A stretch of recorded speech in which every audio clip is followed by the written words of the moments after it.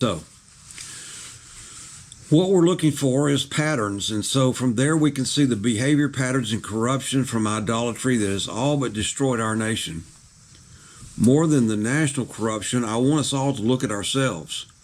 This is about you and I looking at me, looking at yourself and seeing these things having passed down, having been picked up by me, by you, and perfected, used in our life as a way of living, and it's passed down to our own children, and so we have to push back.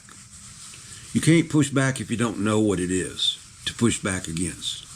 The more that you transform your soul, your beliefs, your ideas, your expectations, what you're committed to, what you're focused on, the more you change that to be in alignment with where it's supposed to be, then the more we turn this around personally, in your family, and then collectively as a nation.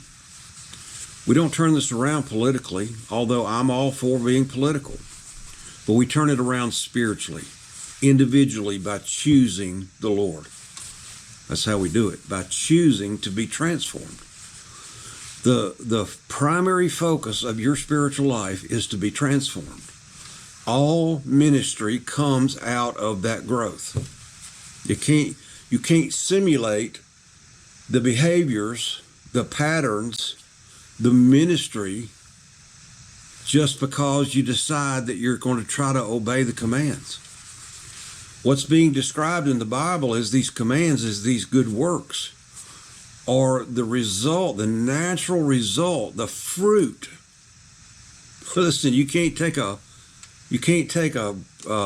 regular tree and go and stick apples on it and call it an apple tree, no more than you can just have Christians performing some Christian duty and call that ministry. It's just not real. And we've lost our way. We're into rituals and rules. The Christian church has rituals and rules. What words you can say? Can you say darn or can you say damn? Like that's some big deal. Now, I know what the world thinks, and certainly we need to protect the world. But splitting hairs over what word to use, focusing on sin rather than the cause of sin, as if the manifestation is if I have a fever and the problem is the fever, not the disease causing the fever. So we've been through all this. So I want us to be able to see ourselves, see how our parents and now us have been hurt and damaged by generations of corruption in our families. This is in our families. It's in mine and it's in yours.